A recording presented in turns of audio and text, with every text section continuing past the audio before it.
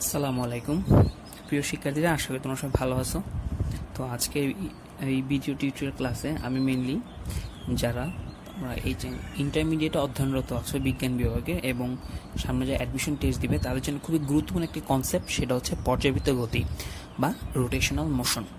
এই কনসেপ্টের উপর আমি আলোচনা করব।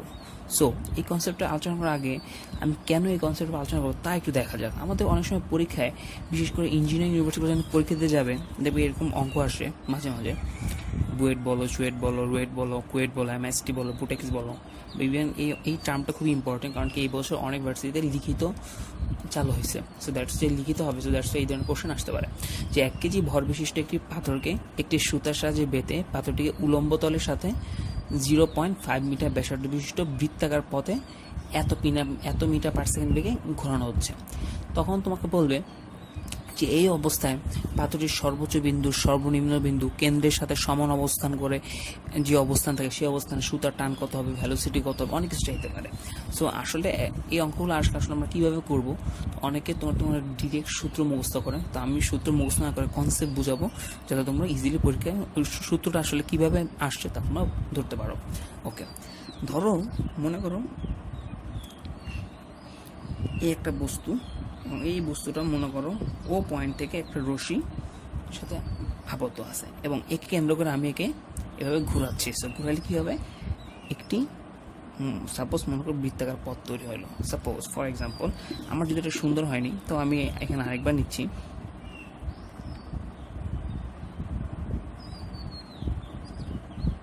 মনে করো আমার এখানে একটি বৃত্তাকার পথ তৈরি হলো, ঠিক আছে। ধরলাম এটা হচ্ছে আমার কেন্দ্র, অর্থাৎ অরিজিন, যেখান থেকে কেন্দ্র করে আমি বৃত্তাকার পথে ঘোরাচ্ছি। তাহলে আমি ধরে নিলাম এই পয়েন্ট হচ্ছে আমার সি পয়েন্ট, ঠিক এই বরাবর একটা পয়েন্ট, সেটা হচ্ছে আমার ধরলাম সেটা হচ্ছে এ পয়েন্ট, ঠিক এখানে একটা পয়েন্ট, সেটা হচ্ছে আমার ধরো বি পয়েন্ট, আর এইখানে একটা পয়েন্ট, সেটা হচ্ছে আমার ডি পয়েন্ট। আমি ধরে নিই এটা যদি কেন্দ্র হয় তাহলে সি হচ্ছে আমার সর্বোচ্চ বিন্দু এবং এ হচ্ছে আমার ওই বৃত্তাকার পথের সর্বনিম্ন বিন্দু, এবং বি এবং ডি হচ্ছে যথাক্রমে বস্তু দুইটির কেন্দ্র সেম লেভেল বা সম অবস্থায়কার বিন্দু। এখন তোমাকে প্রশ্ন হলো, এই যে বৃত্তাকার যখন তুমি ঘোরাচ্ছ তখন কিন্তু একটা বৃত্তাকার পথ তৈরি হয়েছে। এখন ফর এক্সাম্পল মনে করো এই ঘুরতে করতে এই পয়েন্টে এসে রশিটা ছিঁড়ে গেল, তখন তার পর্যবৃত্ত তখন কী হবে, কৌণিক গতির কৌণিক বেগটা কী হয়ে যাবে, এই বরাবর না?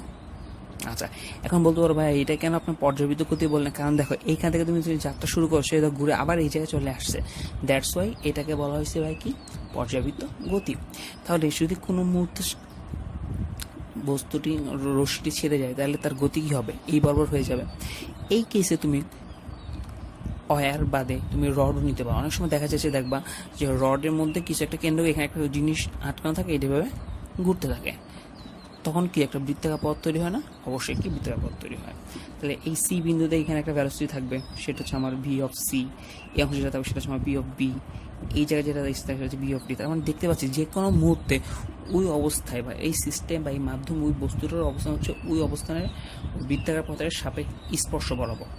বি অবস্থানে হচ্ছে বস্তুটির গতি হবে বৃত্তাকার পথে স্পর্শ বরাবর, সি অবস্থানে বস্তুর গতি হবে বৃত্তাকার পথে স্পর্শ বরাবর, ডি অবস্থানে বস্তুর গতি হবে বৃত্তাকার পথে স্পর্শ বরাবর।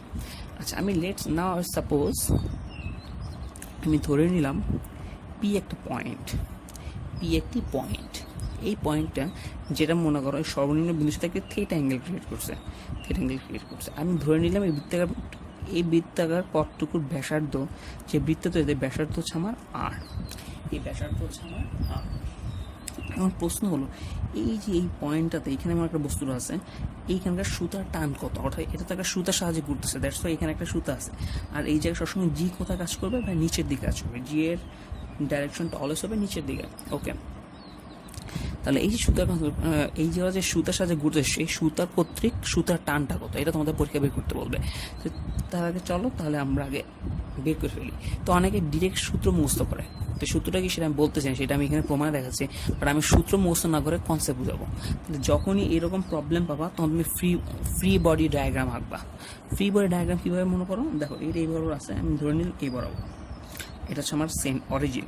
তো অরিজিন থেকে এই বরাবর আমার সুতা, ঠিক আছে, এই বরাবর একটা সুতা, বস্তুর ওজন এবার সুতার যে টান সেটা আমি ধরে নিলাম টি, সুতার টানটা আমি ধরে নিলাম টি, ধরলাম সেটা হচ্ছে এই বরাবর, সেটা আমি ধরে নিলাম এই বরাবর। বস্তুর ওজন সবসময় এমজি কোথায় কি কাজ করবে, নিচে দিকে কাজ করবে। আর এই অংশটা যার সাথে কি থিটা অ্যাঙ্গেল ক্রিয়েট হয়েছে সেটা হচ্ছে আমার থিটা। তাই আমি ধরতে পারি অনুরূপভাবে একটা এখানে একটা অংশ আমি এবার ধরতে পারি। তাহলে এটা যদি একটা ভেক্টর হয়, আর এই ভেক্টর বা এই উপাংশটার সাথে এই ভেক্টরটাকে আমি দুটো উপাংশ ভাগ করলাম, তাহলে এই উপাংশের সাথে যেহেতু ভেক্টরটা কি থিটাকে উৎপন্ন করছে, দ্যাটস ওয়াই এটা হবে অনুভূমিক উপাংশ। নাও we can right MG cos theta. তাহলে এই অংশটা কি তোমরা তো অবশ্যই বুঝতে পারছো, সেটা হবে এমজি সাইন থিটা। ওকে, তাহলে ভাই আমি যদি সমীকরণ লিখি, আমার এই তারের মধ্যে লব্ধির টান বা কার্যকরী টান কত, এ বিন্দুর জন্য সুতার টান হবে টি, সুতা যদি এই বরাবর কাজ করে, সুতার টান যদি এই বরাবর কাজ করে, এমজি মাইনাস কস থিটা কি বিপরীতে কাজ করতেছে, that's T minus mg cos theta. আচ্ছা, আমরা নিউটনের সেকেন্ড ল কি জানি, সামেশন অফ অল ফোর্সেস, একটা মাধ্যম একটা বস্তুর উপর যতগুলো বল কাজ করবে তাদের মোট সমষ্টি হবে F equals to ma. This is the one kind of another force, so we can write summation F equals to F dash. Suppose for example mg cos theta, আর এইখানে যেহেতু সে বৃত্তাকার পথে ঘুরতেছে, তাহলে এই বস্তুটা কেন্দ্রের দিকে, ঠিক কেন্দ্রের দিকে কিন্তু একটা বল মুভ করতেছে, যে বলের নামটা হচ্ছে কেন্দ্রমুখী বল। সেটা আমরা জানি কি M B square by R. By B এ কেন, দেখো আমার এ কিন্তু একটা নির্দিষ্ট ভ্যালোসিটিতে ঘুরতেছে, এখানে তার একটা ভ্যালোসিটি আছে, সেটা হচ্ছে আমরা ধরে নিলাম ভি, আর এই অংশটুকু দৈর্ঘ্য হচ্ছে আমার আর। This is the radius of the circle path. Okay, I think তোমরা বুঝতে পারছো। So now we can write T of P, this is the T, অর্থাৎ পি বিন্দুতে সুতার টান হবে m B square by r plus mg cos theta. অর্থাৎ যদি বৃত্তাকার পথে কোনো এক বিন্দুতে একটি বস্তু থিটা কোণে আবদ্ধ থাকে বা আবর্তনশীল থাকে, ওই মুহূর্তে ওই অবস্থানে বস্তুটির কর্তৃক সুতার প্রদত্ত যে টান সে হবে T equal to m B square by r plus mg cos theta. আশা করি তোমরা সবাই এটা বুঝতে পারছো। ওকে, চলো এবার আমরা সি বিন্দুর জন্য বিবেচনা করি। আমি ধরে নিলাম এটাকে আমি প্রধান বিন্দু ভাবছি, এবং এই বিন্দুর সাপেক্ষে আমি এবার সর্বোচ্চ বিন্দুতে বের করবো। এবার আমি এই বিন্দুর সাপেক্ষে সর্বনিম্ন বিন্দুর সাপেক্ষে যে কোনো একটা পয়েন্ট যেটা থিটা অ্যাঙ্গেল ক্রিয়েট করছে সেটার আমি টান বের করলাম। এবার যদি আমি সি বিন্দুর জন্য বের করি, সি বিন্দুর জন্য বের কি হবে, সেম। তুমি যদি এটা ফি বডি ডায়াগ্রাম আঁকো, একটা পয়েন্ট দেখো, this is my C point, this is my A point, the angle between C and A is 180 degree. Now we can say if the theta angle works this direction, mg works always downward, mg সবসময় নিচে থেকে কাজ করবে। তাহলে মানে আমি যদি এই সূত্র অনুযায়ী লিখি t minus mg cos theta সমান সমান mb স্কোয়ার আর।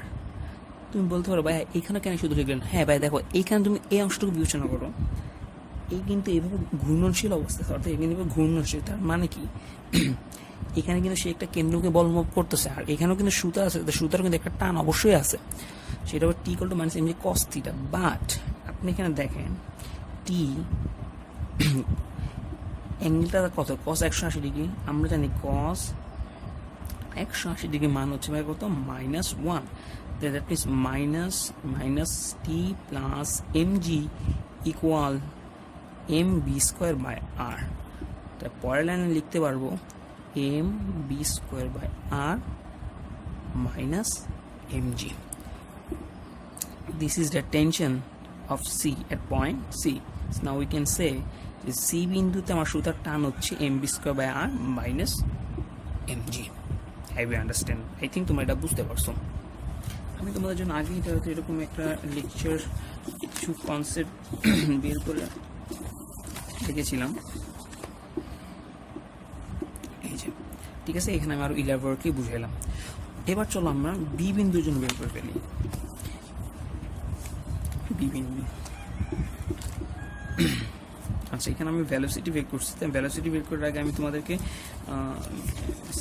বি বিন্দু আর ডি বিন্দু বের করে, আশা করি তোমরা ওই দুটো বুঝতে পারছো, এ এবং সি বিন্দু বুঝতে পারছো। যদি না বুঝো আবার পজ করো। তাহলে এবার ভাই দেখেন একটু কষ্ট করে আমি চিত্রটা আবার আঁকলাম। আমি ধরে নিই এটা আমার অরিজিন ছিল, আর এখানে একটা অ্যাঙ্গেল ছিল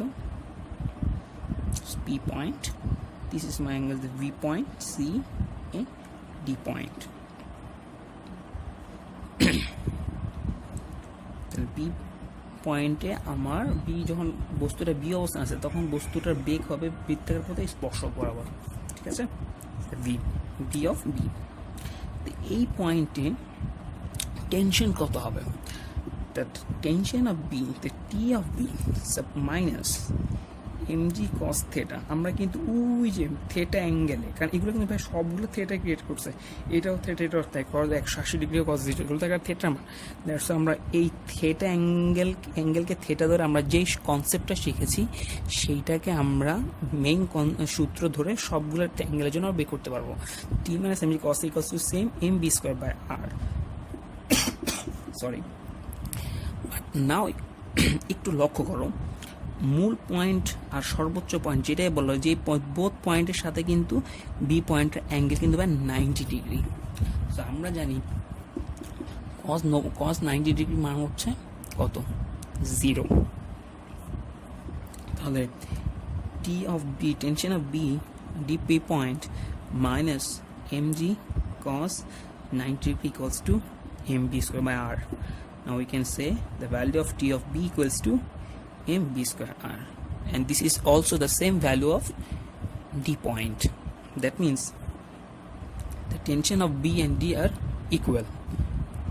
The reason যে দেখো ডি পয়েন্টের সাথে এ বিন্দুর মধ্যবর্তী কোণ 90 ডিগ্রি অথবা সর্বোচ্চ বিন্দু মধ্যবর্তী কোণ কত? 90 ডিগ্রি। আই থিঙ্ক তোমরা এটা বুঝতে পারছো।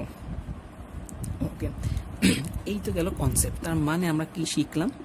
যে tension of A, sorry, tension of P equals to mb square by r plus mg cos theta. Tension of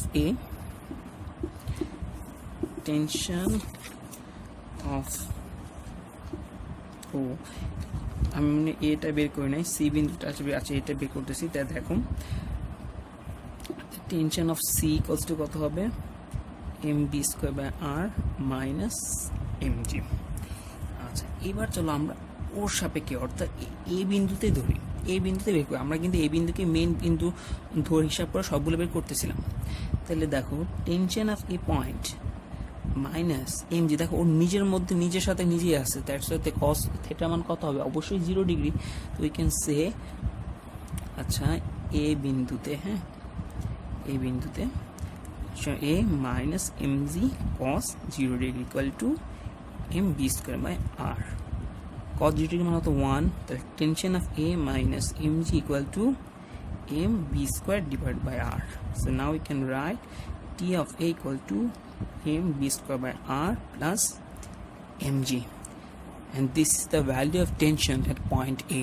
অর্থাৎ a বিন্দুতে আমার মোট সুতার টান হবে mb square by r plus mg, B ও ডি বিন্দুতে আমার সুতার টান হবে mb square by r, এবং সি বিন্দুতে আমার টান হবে mb square by r minus mg. At any angle of theta, the value of tension at any point is mb square by r plus mg cos theta. আশা করি তোমরা এটা বুঝতে পারছো। এখন আমরা এই বিভিন্ন পয়েন্টের জন্য ভ্যালোসিটি বের করা শিখবো, and this is very important question.